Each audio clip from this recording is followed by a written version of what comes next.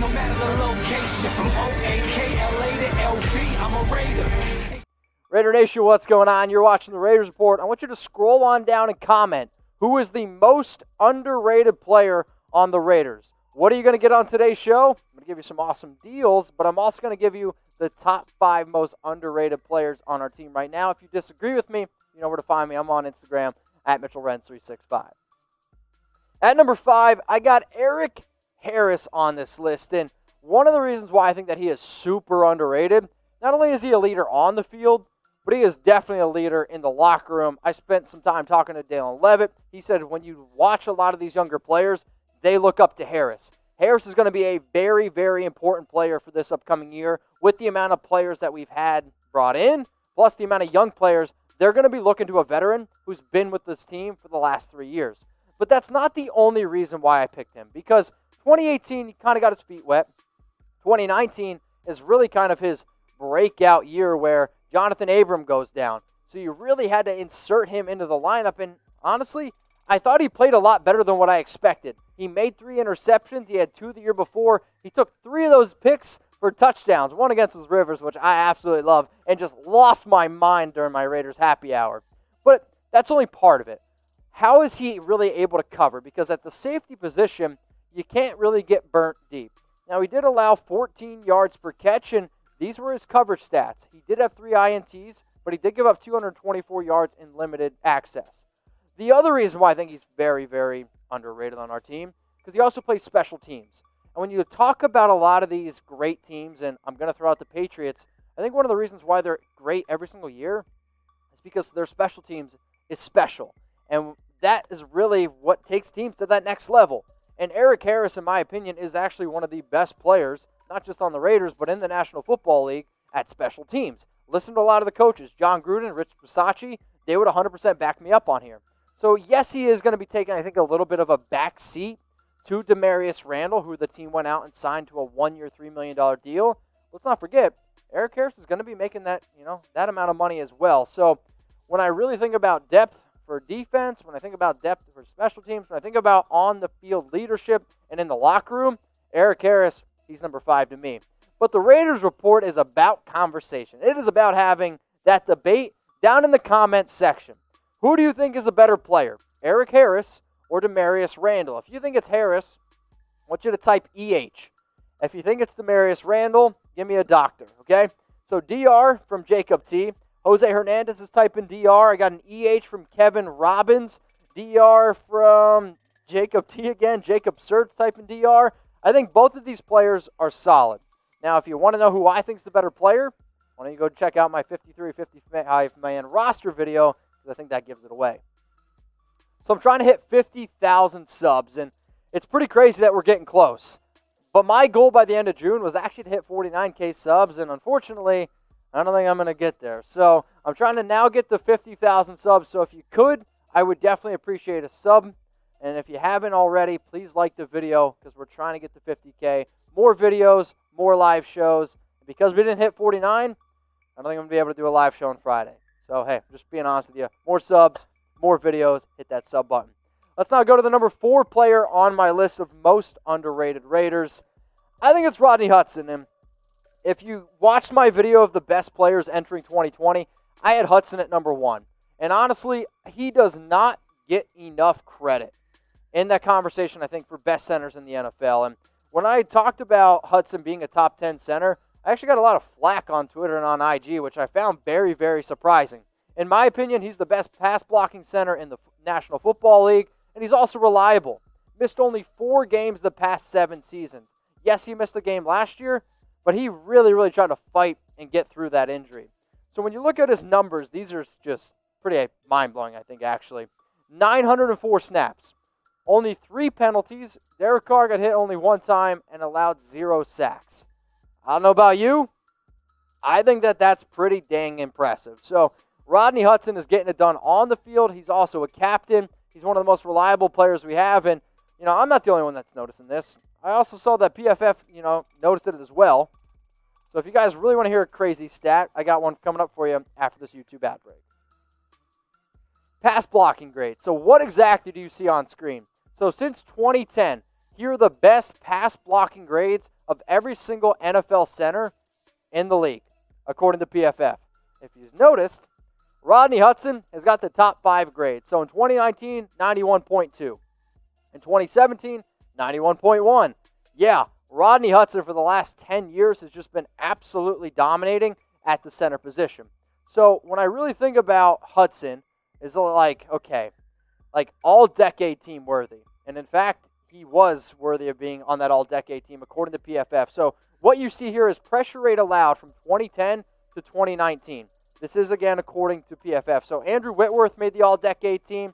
Josh Sitton made the all-decade team. Rodney Hudson, Marshall Yonda, Ryan Ramczyk. Bottom line is this. Center position, 1.3% pressure rate allowed. That's really impressive. He hasn't just been doing it for a short amount of time. He's been doing it for a long time. And that's why Rodney Hudson, to me, doesn't get enough credit for being a very, very reliable player on our team. You're in and you're out. So he's number 4 here on my list. If you disagree, hey, guess what? You guys can always yell at me in the comment section. So is Rodney Hudson the best center in the National Football League? If you're like, yes, he is, I want you to like the video right now. If you're like, no, Mitch, he's not, I want you to type N for no and be an overachiever. Let me know a player that you think is better than Rodney Hudson at the center position. So right now we got 220 likes. 220 likes, 980 people watching. If you think that Rodney Hudson is the best center in the National Football League, like the video. I see Chris Rodriguez saying yeah, Jacob Serb saying yeah. And remember, if we get 80 more likes, we're going to do another show. Does that sound good? I sure think so. Something else that sounds good, this Raiders Stronger Together shirt. Only $13.99. And as you can see, I can literally tell you, it's one of the most comfortable shirts that I own. It's a high quality. Can you tell that I'm sweating? No, you can't. It's a great t-shirt. I'm telling you right now. You won't be sweating about this deal because it's that good. The only, I guess, unfortunate part is when I show a deal like this on the Raiders Report, these shirts go quick. So if you want to get one right now, you better do it because, I don't know, like then they get down to just smalls or like 4XLs. Go get yourself a t-shirt. Cover yourself. chatsports.com/RaidersStrong in the comments and in the description. Let's go to Mo Hurst, who's definitely probably, I'm going to guess, a 3XL. Is that fair? Mo, if you want one, hit me up. chatsports.com/RaidersStrong. So Hurst is the Raiders' best interior defender.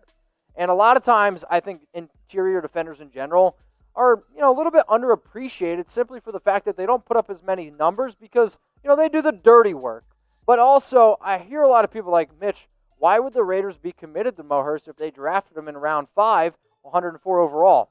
Well, I don't know if you remember this. He was actually supposed to go in the first round, but a heart condition really dropped down his draft value. And to saying that he's a 5th-round pick in terms of talent, that's not fair to Mo Hurst. So here's what he's done the last 3 years. It's actually, I think, hard to find a DT. The last 2 years, my mistake. To find a DT that's able to get over 3 sacks, plus be as, I'll say, impactful, not just in the passing game, but also in the running game. And he didn't even get that much run last season. So now he's entering year 3, which with a better offense or a better defensive line and a better defensive line coach in Rod Marinelli, I think he's going to be able to get a lot out of Hurst. So last season, he forced 38 pressures, 30 hurries. That converted, though, into 3.5 sacks. I think if he can continue to keep the pressures up, continue to keep the hurries up, I'm okay if Mo only has 3.5 sacks every year. Because now with our extra added weapons in a Carl Nassib, Nick Kwiatkowski, Corey Littleton, another year from Cleveland Furrow, another year from Max Crosby, I think his extra hurries and pressures is going to lead to more sacks for our team. That's what I want. But also, I do think that PFF once in a while is pretty good with stats like this. He was the 28th best rated DT in the league last year. I mean, that's better than, some guys like Gerald McCoy. That's better than guys like Ndamukong Suh. So when you really look at some of these numbers, for Hurst to be top 30 in his first 2 seasons, in my opinion, that's really good. But we are really, really excited about Maliek Collins, and I get it. He's the fresh name. We brought him in free agency, and I've had a lot of people say, I think Maliek Collins is a better defensive tackle than Mo Hurst, and in my opinion, that makes Mo Hurst, in my opinion, a little bit underrated. So let's say, for argument's sake, who's the better defensive tackle? If you think it's Mo, I want you to type H for Hurst. If you think it's Maliek Collins, I want you to type C. Bottom line is I'm very confident in both of these players, and I get the fact that Collins has already worked with Rod Marinelli, and I do think that gives him a little bit of an advantage. But if you're honestly asking me who's the better DT, I'm going to go with Mo Hurst. Now, Daniel says C for Collins. Keith Wright says C. Jacob T says H. I also see a lot of people said this is a tough one, which, hey, I'm sorry, but that's what the Raiders Report's about, having that tough conversation. Speaking of tough, this dude might be the toughest guy on our team. Alec Ingold, and he's just one of the best fullbacks right now in the National Football League because of what he's able to do from a blocking standpoint. He's not only great, carving paths for Jacobs, he's also really good in the passing game. And for a player who entered as a UDFA, that's a major, major steal in my opinion. Also, when you looked at when he first came out of high school, he was like Gatorade Player of the Year. I mean, an incredible athlete, also a high school wrestler who was an All-American, could have gone to a lot of Big Ten schools for wrestling. Decided to go to Wisconsin, where he first went to Wisconsin as a linebacker. They were like, dude, let's put you at fullback where you can really ram some people over. And he was like, sold. Absolutely. The other reason why I have Alec Ingold as an underrated player is because the confidence that John and Mayock and the entire team has in him. I mean, think about how many times last season where they gave Alec Ingold the ball on 4th and 1, 3rd and 1. He had 10 carries last year. 10 of those carries, 7 of those 10 carries, I'll get it together, I promise. 7 out of those 10 carries went for a first down. What does that show me? That when push comes to shove, they put the football in Ingold's hands, and he's a pretty tough running back. At number 1, it's Derek Carr, and no Raider gets more hate than Carr, and that's why, in my opinion, he's the most underrated player on our team. Does he deserve some hate? Yes. Does every player deserve some hate? Absolutely. But honestly, I think a lot of teams would actually like to have Carr, especially at his current value. You're looking at a player who is coming off career highs in completion percentage and in yards, and is going to make $22 million. In terms of what a starting quarterback costs right now, $22 million is an absolute steal. Now, sure, he's not as mobile, and sure, sometimes people are like, since the back injury, he's a little skittish. The numbers, though, would actually really, really disagree with that. So when you look at QBR versus the Blitz in 2019, there was not a single quarterback better than Derek. And yes, I think he gets blitzed a lot, but I also think he gets blitzed a lot because teams are stacking the box because they didn't respect our receivers last year. Hopefully now with a little bit more talent, hopefully now with guys like Henry Ruggs that can really stretch the field, you're not going to see so many stacked boxes. That might take some blitzes away. Derek also is really good at getting the ball quickly out of his hands. Okay? So I do think that Derek kind of, gets a little bit of hate. Also, here's another cool stat. Passer rating under pressure. So when Derek is pressured and when he does need to evacuate the pocket, this is what he does, which is pretty good numbers, right? I mean, he's 10 points higher basically than Lamar Jackson, 12 points higher than Kirk Cousins, but top 3 in the league behind guys like Ryan Tannehill and Drew Brees. So Ryan Tannehill might be a one-hit wonder, if you will, but anytime you're around or in the same conversation as a quarterback like Brees or a quarterback that just won the MVP, that's special. So for me, Derek Carr is the most underrated Raider. But a lot of y'all are going to disagree with me, and that's okay, right? That's why I like this show. That's why we do this show. So what is your opinion on Carr? Do you think he's overrated? Type O. If you think he's underrated, I want you to type U. If you think that he's properly rated, I want you to type P. So Big Brow says P. I see a U from Robert Lee. I see an O from Winter. A lot of O's from Winter. Jacob T says U. We got another O coming in here. So the reason why I put Carr on here is because you have so many different opinions on him. And that's okay. And I'm excited to see what we're going to get out of him. Because if he doesn't play well this year, you move on from him. If he does play well, it does leave us with another difficult situation. So let me get a sip of water here. Give me a sec. So who are the most underrated Raiders this upcoming year? At number 1, I have Derek Carr. At number 2, Alec Ingold. At number 3, Maurice Hurst. At number 4, Rodney Hudson. And at number 5, Erik Harris. Raider Nation, what's going on? Is this the number 1 Raiders channel on YouTube? For Chucky Heads, believe it, baby. And if you haven't already, subscribe right here. I'm giving you Chucky Heads, news, rumors, Raider Nation rumors. And look at this, I'm making your life easier. Check out my next video. Thanks for watching, and go Raiders.